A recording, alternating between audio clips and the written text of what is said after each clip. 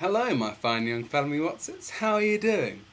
Today I'm going to talk about sense and reference. Just to recap from last time, if this is a piece of language, i.e. the sense, this is the reference. Language thing, language thing, language thing, language thing, language thing. Really not the same. Sense, reference, blah. So, that's the kind of ranty blah stuff over. A guy called Gottlob Frege made a distinction between sense, reference. A long time ago, when I was a small boy, my father used to take me out of a morning and go, "Joan, that is the morning star." And as a small boy, I went, "The morning star." And in the evening, my father would go, "Well, look, Joan, look, small boy." Because that's how my father talks, all the time, lol. "That is the evening star."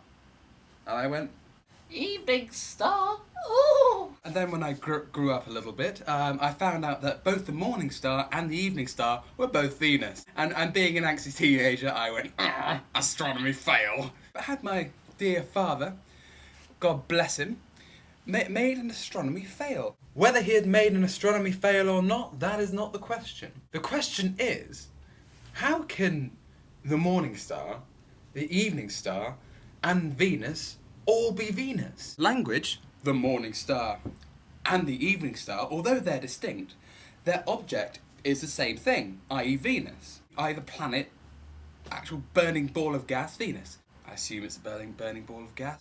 I make astronomy fails on my own. If there can be two distinct senses or pieces of language denoting one particular thing, language and ontology can't be the same thing. Can it not? No, I hear the internet say. No. So this is, in a nutshell, the distinction between sense and reference.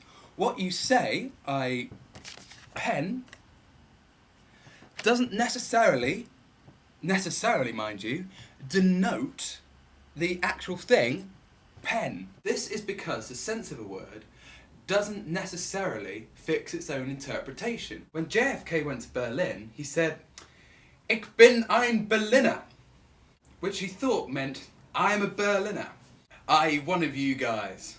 But actually he said, "I am a donut." And the other one, "Yeah, he's an American, he's a donut, hurrah." But in German, obviously.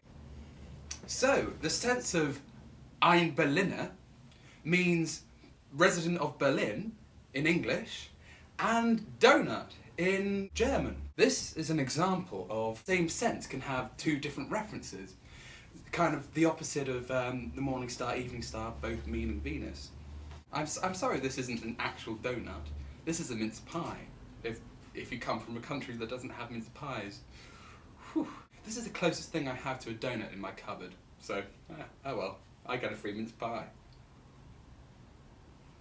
Sense and reference is a beautiful example of how ontology, semantics, and logic dance together on the page in a sort of beautiful, geeky menagerie of amazingness and epicness. You may be thinking, "Oh, Joe, why the fuck are you telling me this? Isn't this the most obvious thing in the world?" And yes, it really is. But we confuse sense and reference all the time when we're talking about a soul as a thing, as an ontological thing. Because ontology is stuff, and you can't have non-physical stuff, because that just doesn't make sense, that's a contradiction.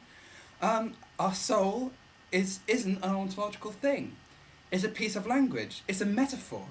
It's a metaphor for our behaviours and the chemicals inside our brains. If you don't like what I've just said, I will lump the soul in with God in my atheism vlog that I will do eventually, after I've sorted out all the preliminary stuff. But don't worry, your life doesn't lose meaning or whatever else the soul's good for. Just remember, if nothing else, you're bloody interesting. So don't worry about it. Until then, I shall see you soon, my fine young fellow me Watsits. Goodbye.